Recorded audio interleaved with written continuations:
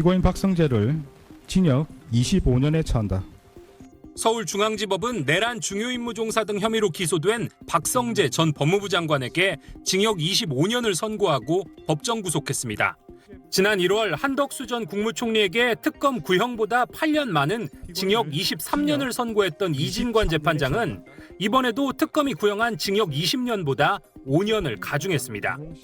재판부는 박 전 장관이 비상계엄 선포 뒤 열린 법무부 간부회의에서 합동수사본부에 검사를 파견하고 구치소의 수용공간 확보를 지시하는 등 국헌문란 목적과 위법성을 알면서도 내란에 가담했다고 밝혔습니다. 또 출국금지팀 대기를 지시하는 등 공무원에게 의무 없는 일을 하게 한 직권남용 혐의 역시 유죄로 판단했습니다. 12.3 내란이 성공할지도 모른다는 생각에 그 일원으로서 가담하기로 선택하였습니다. 독재 정치라는 수렁에서 장기간 헤어나오지 못할 뻔하였습니다. 박 전 장관은 지난 결심 공판에서 윤석열 전 대통령을 막지 못했다며 눈물을 보이기도 했는데 재판부는 그 진정성을 인정하기 어렵고 반성하고 있다거나 국민이 입은 피해를 회복하기 위해 노력했다고 볼 근거도 없다고 질타했습니다.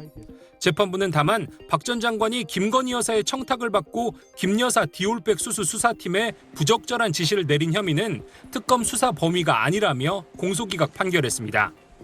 계엄 해제 직후 이루어진 안가 회동에서 계엄 관련 논의가 없었다는 취지로 국회에서 위증한 혐의로 기소된 이완규 전 법제처장 또한 특검법상 수사 대상이 아니라며 공소기각했습니다. SBS 장훈경입니다. 김건희 특검이 건진법사 전성배 씨를 재판에 넘긴 대표적 혐의는 알선 수재입니다. 김건희 여사와 공모해 윤영호 전 통일교 세계본부장으로부터 교단 현안 청탁과 함께 샤넬 가방과 그라프 목걸이 등 모두 8천만 원 상당의 금품을 수수했다는 혐의입니다. 재판부는 청탁의 목적이 있는 걸 알면서도 금품을 받아 알선 수재 혐의가 성립한다며 전 씨에게 징역 6년과 추징금 1억 8천여만 원을 선고했습니다. 특검이 구형한 징역 5년보다 더 무거운 형입니다. 재판장은 앞서 한덕수 전 총리에게 구형량 15년보다 많은 징역 23년을 선고했던 이진관 부장판사입니다. 재판부는 김 여사의 알선 수재 1심에서 무죄가 선고된 2022년 4월 샤넬 가방 수수 혐의도 묵시적 청탁이 있었다며 유죄로 인정했습니다. 재판부는 전 씨로 인해 윤석열 전 대통령 부부와 통일교 사이가 밀접해져 정교유착에 이르렀다고 질타했습니다. 또 전 씨가 범행 일부를 자백했지만 이미 수사력이 장기간 허비돼 감면 사유로 보기 어렵다고 판시했습니다. 재판부는 다만 경북도 의원 등으로부터 공천 청탁과 함께 1억 원을 받았던 정치자금법 위반 혐의에 대해선 전 씨를 정치활동을 하는 정치인으로 볼 수 없다며 무죄를 선고했습니다. 전 씨와 특검 측은 조만간 항소 여부를 결정할 예정입니다. SBS 김지욱입니다. 주문. 피고인을 징역 23년에 처한다. 어제 오후 서울중앙지법에서 열린 한덕수 전 총리의 내란 중요임무 종사 등 혐의 공판에서 재판부가 한 전 총리에게 징역 23년을 선고했습니다. 특검이 구형한 징역 15년보다 8년이 많은 형을 선고하며 한 전 총리를 법정 구속했습니다.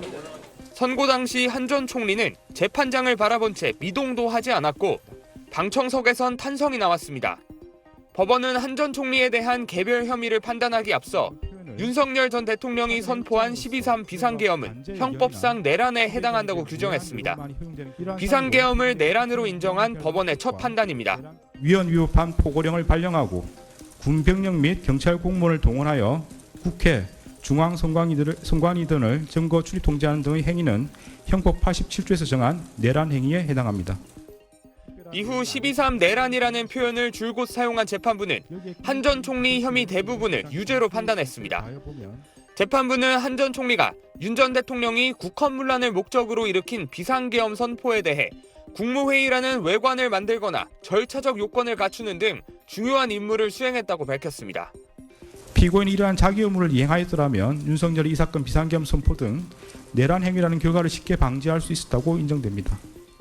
또 계엄 선포문을 허위로 작성한 혐의와 헌법재판소에서 거짓 증언한 혐의 등도 유죄로 판단했습니다.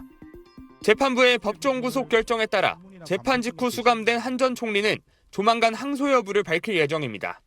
SBS 김지욱입니다.